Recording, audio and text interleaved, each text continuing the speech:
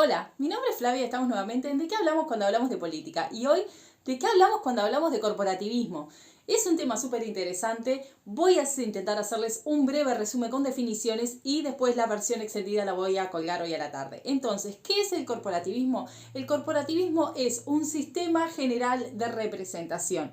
Es la contraposición o el archienemigo del pluralismo. Recordemos que el pluralismo son la cantidad indefinida de perspectivas con respecto a la realidad, es decir, la individualización de las perspectivas de la realidad. Somos un montón de individuos, un montón de ciudadanos y cada uno tenemos diferentes maneras de pensar y por lo tanto a la hora de elegir una representación gubernamental lo vamos a hacer de a uno, es decir, una persona, un voto, una realidad, una perspectiva va a ser un voto y una manera de concebir esa realidad.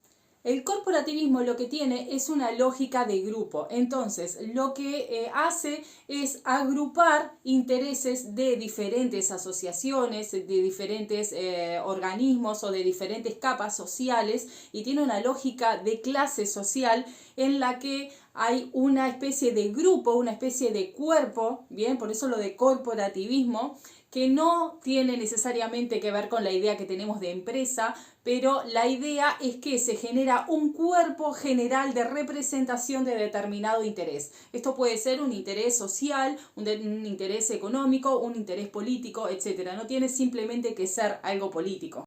Entonces, el sistema corporativista lo que hace es generar un monopolio de los intereses de esa representación. En vez de que cada individuo, cada ciudadano, dependiendo de lo que piense con respecto a economía, política, sociedad, sobre su trabajo, etcétera, etcétera, va a buscar él una representación, lo que va a haber es un cuerpo general que va a controlar de manera monopólica la representación. Y eso hace a las características del corporativismo.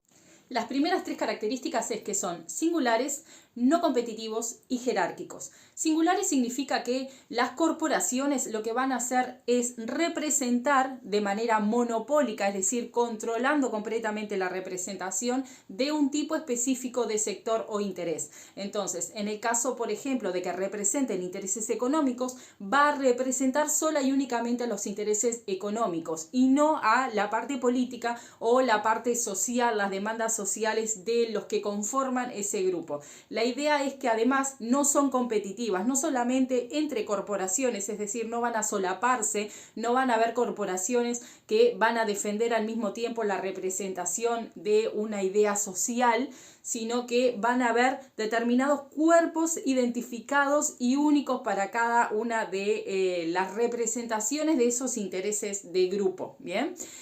Lo otro, no son competitivos a nivel de la élite que los controla.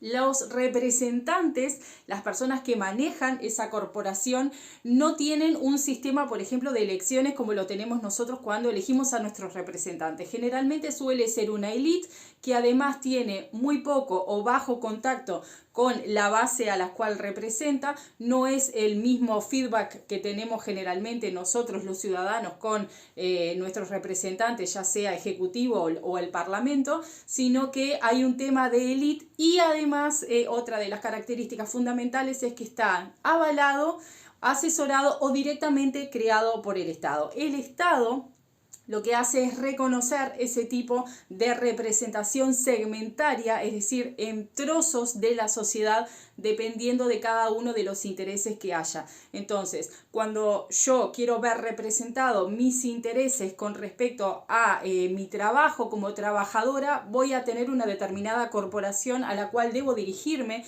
y aparte va a ser de tipo obligatoria. Yo no voy a poder elegir ir por otro lugar o ir sola a reclamar determinadas cosas. Va a ser a través del canal de esa corporación.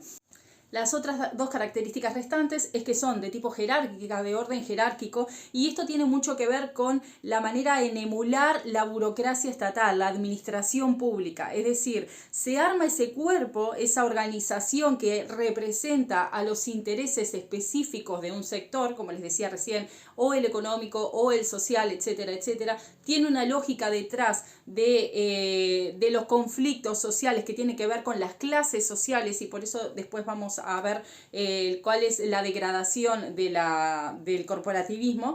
Y por último también, como decía recién, tiene el monopolio de la representación. Eso quiere decir que la representación, por ejemplo, de los derechos sociales que tiene determinado sector va a estar monopolizado, controlado por esa corporación específica y no por otra. No va a aceptar una competencia con respecto a esa representación y va a hacer una negociación con el Estado de tú a tú. Es decir, esa élite de esa corporación va a negociar directamente con el Estado y además va a influir de forma directa en las políticas públicas que tengan que ver con lo específico a lo cual se están refiriendo, saltándose el proceso parlamentario. Recuerden que el Parlamento es el que genera las leyes, es el que genera política pública a través de las iniciativas del Poder Ejecutivo, del Poder Político y que se votan en Parlamento. Bueno, acá lo que va a suceder es que esos grupos de esas grandes élites que controlan el monopolio de la representación de determinado sector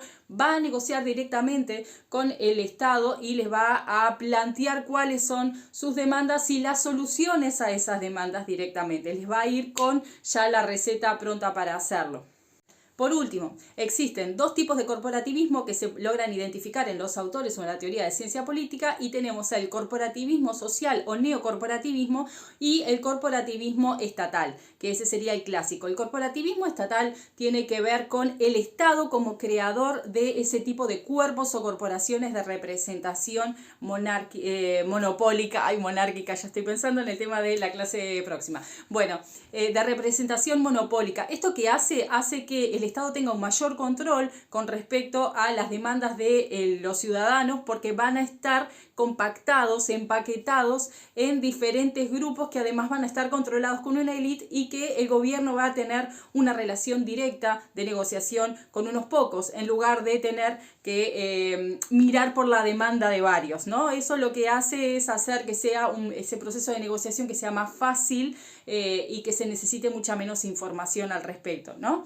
Entonces se generan también tratados a mediano corto plazo que hace que sea más estable. La lógica que veíamos recién que hay detrás del corporativismo que tiene que ver con una lógica de conflicto de clase, esto es porque el contexto en el cual se da el corporativismo es de un capitalismo avanzado, hoy estamos como estamos, de un capitalismo avanzado en el cual se genera una necesidad de ese capitalismo de saltarse la representación parlamentaria y tener un trato directo con el gobierno, con el Estado, para poder generar política pública que solucione sus propias demandas. ¿Bien?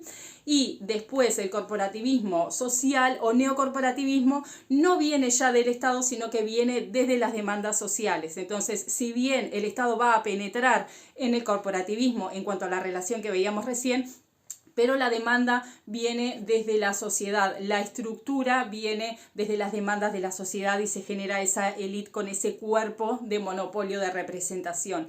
Por último, ¿cuáles son los diferentes motivos por los cuales el corporativismo se desdibuja y a largo plazo termina no funcionando? Bueno, esto tiene que ver con que el conflicto que hay de clases que generan estas demandas y que necesitan una representación ya no tiene tanto que ver en los capitalismos avanzados con la división en clases, ¿no? No es la clase trabajadora y la clase obrera y la clase empresaria y unos contra otros solamente en esa lógica. Estamos en un contexto en el siglo XXI en el cual las demandas son otras, como las demandas de género, las de medio ambiente, etcétera, etcétera. Entonces necesitan otro tipo de representación que hace que los monopolios ya no funcionen o esa lógica ya no funcione. Bueno, espero que les haya sido por lo menos la idea, que les haya quedado. Esa es como el resumen. Les voy a profundizar un poquito más la explicación en YouTube y en Facebook. Así que bueno, nos espero pronto. Denle like, compartan. Recuerden que la idea es que todos entendamos de qué hablamos cuando hablamos de política. Gracias.